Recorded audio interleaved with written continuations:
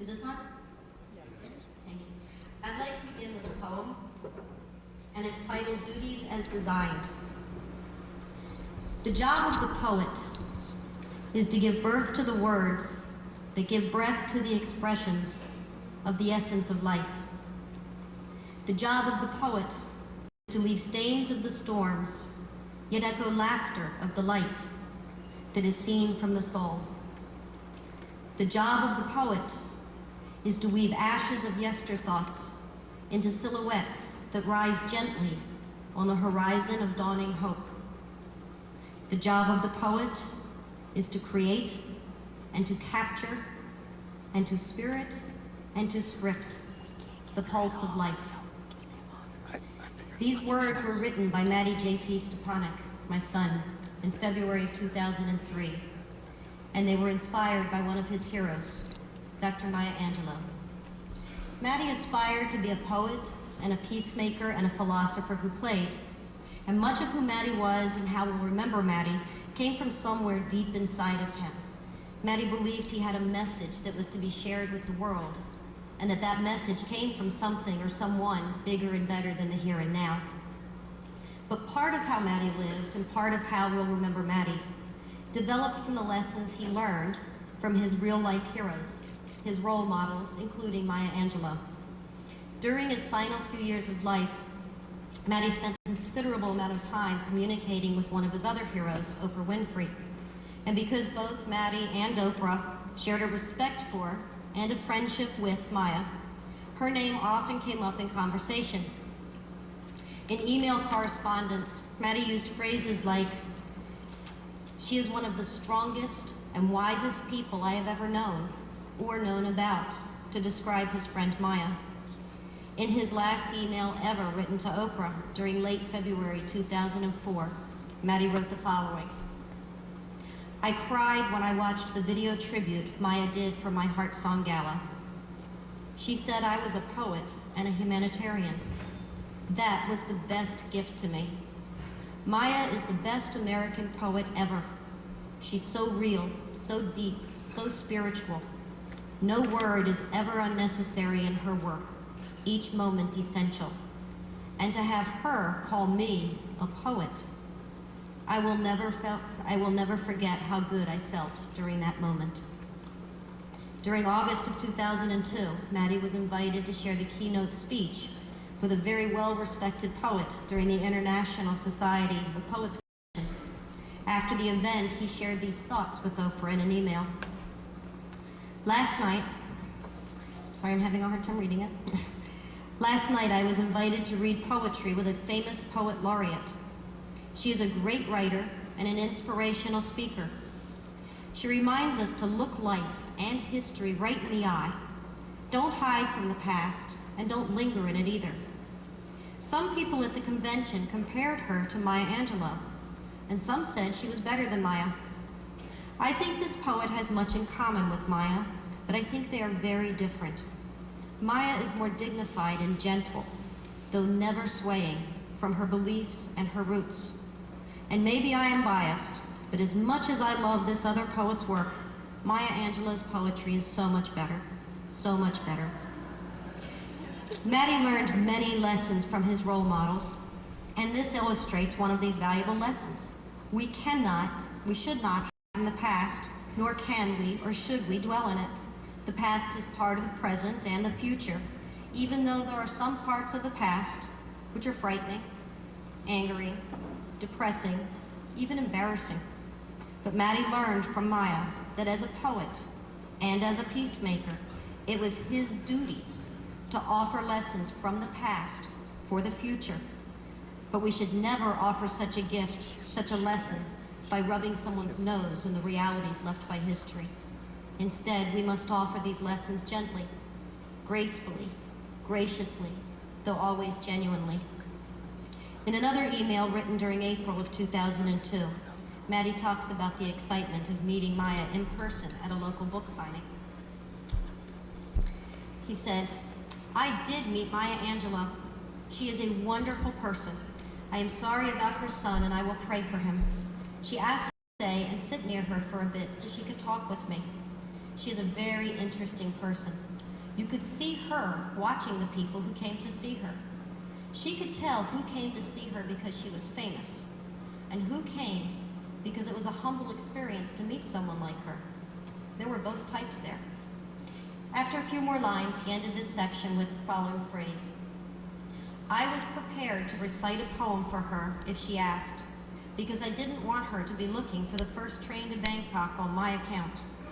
That one thing she said about taking pride in your life made me really think. The line about the train to Bangkok. This relates to another very valuable lesson Mattie learned from Maya.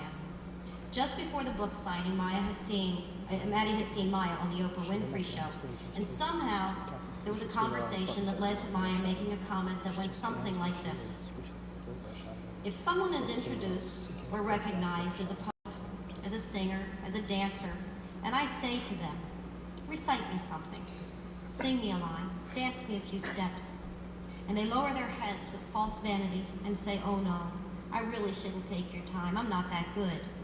I'm heading for the station and buying a ticket for the first train to Bangkok. Well, of course, the studio audience chuckled, but Mattie stopped and said, wow, that really makes sense. See, Mattie had struggled some with the internal conflict that comes from balancing pride for one's gifts, one's accomplishments, with one's sense of humility.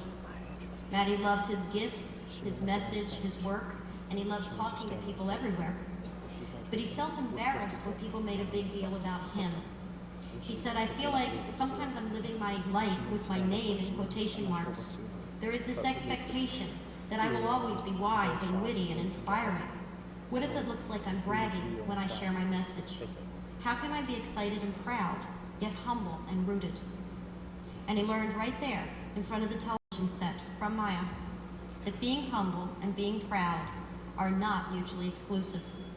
Mattie always knew that peace begins within each one of us, but it was then that he realized that peace actually begins with being satisfied, with being okay with who we are as people, with knowing where we have been, and having a sense of where we want to go. The roots of peace, of each peacemaker, begin inside and grow from the past into the future. Mattie knew we each had a gift, a reason to be, a heart song as he called it, and we must proudly share this without boasting, and we must proudly listen and receive the gifts of others. When the show ended, Mattie did two things. The first was to sit down and memorize 3 different poems of 3 different topics and styles in case he ever ran into Maya or anyone else who might say, oh, you're that heart song kid, you're the little poet, recite me something.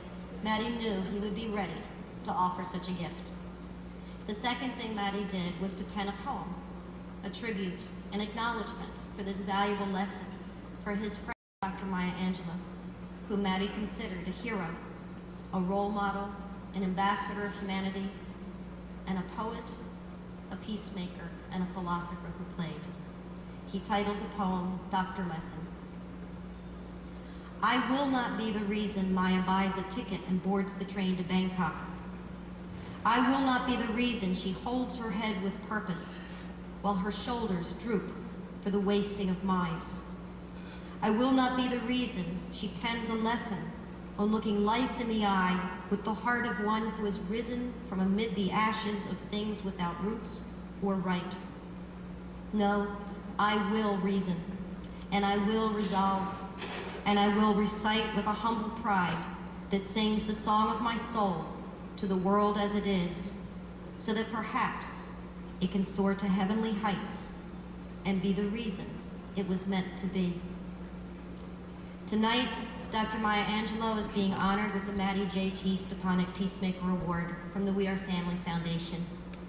I cannot imagine a more fitting recipient for this award that recognizes an individual who uses their gifts, their talents, their life to inspire and to spread and to nurture the seeds of peace around the world and long into the future. Please help me congratulate and welcome Dr. Maya Angelou.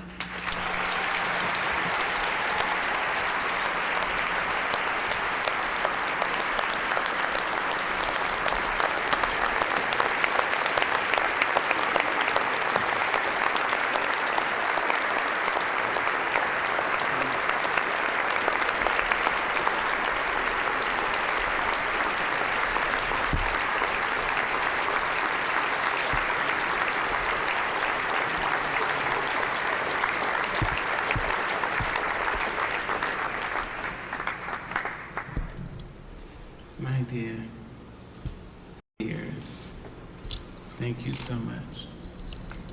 I know that spirit never dies. I know that.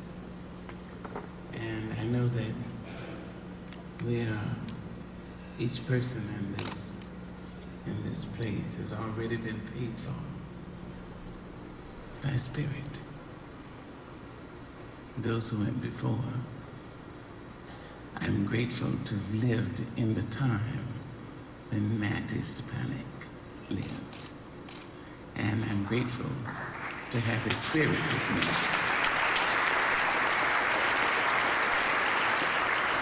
I know that there was a wonderful song written in the 19th century, which is really inspired by a statement in Genesis.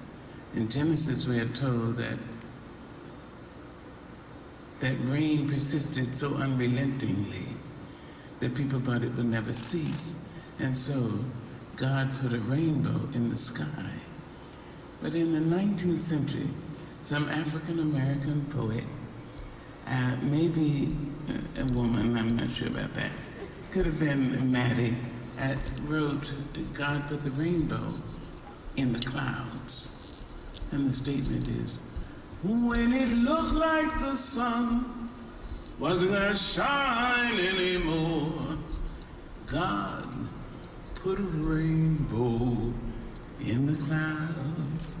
You see, suns and moons and stars and lights of all were always in the firmament.